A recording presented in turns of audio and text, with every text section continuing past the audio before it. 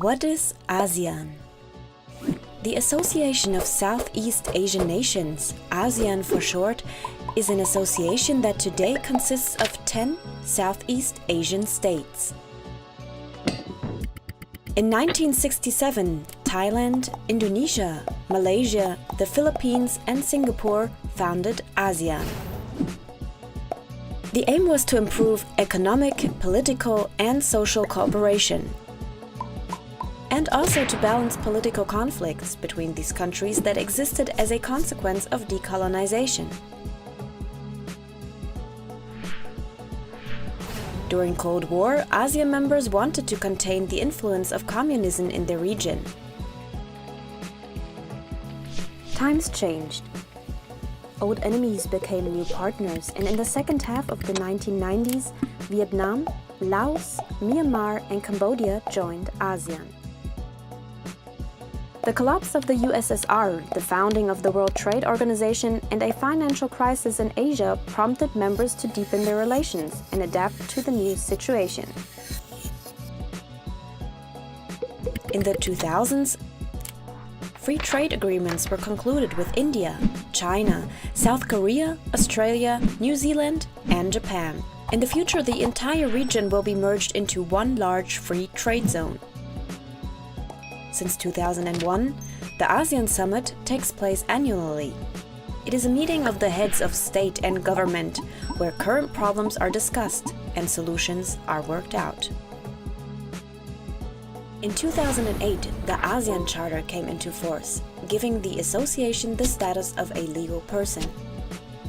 Principles of non-intervention and consensual decision-taking remained unchanged by the Charter. Decisions are generally made by consensus. No member can be forced to something. As a result, the group rarely appears to be closed.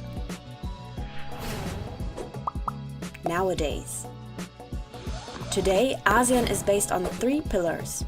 As a political and security community to ensure peace, as an economic community with a strong domestic market, and as a social and cultural community, including a common identity. Challenges and solutions. ASEAN faces a number of social and environmental challenges. Countries such as Vietnam or the Philippines are particularly vulnerable to climate change and already feel its impact today.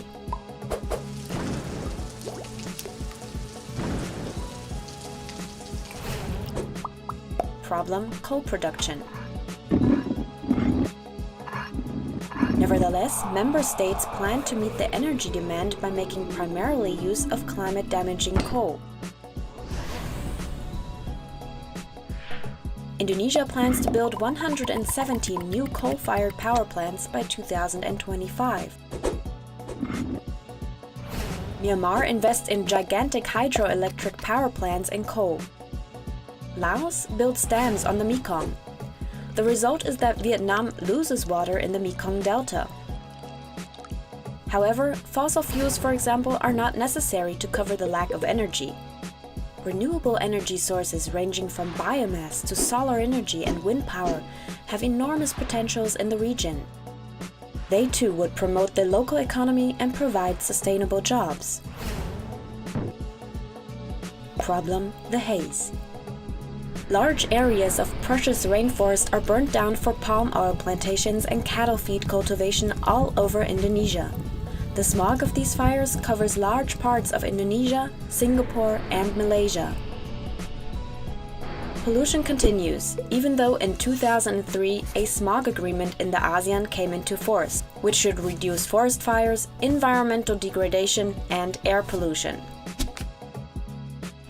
As such problems cross borders, ASEAN must tackle them in a joint effort and think beyond borders.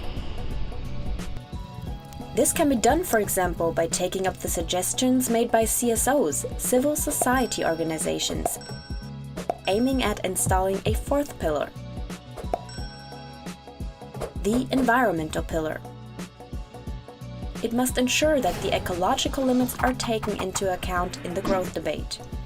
Only in case civil society is informed transparently and gets much more involved, acting free from state repression, social and environmental justice can arise. Serve people rather than profit.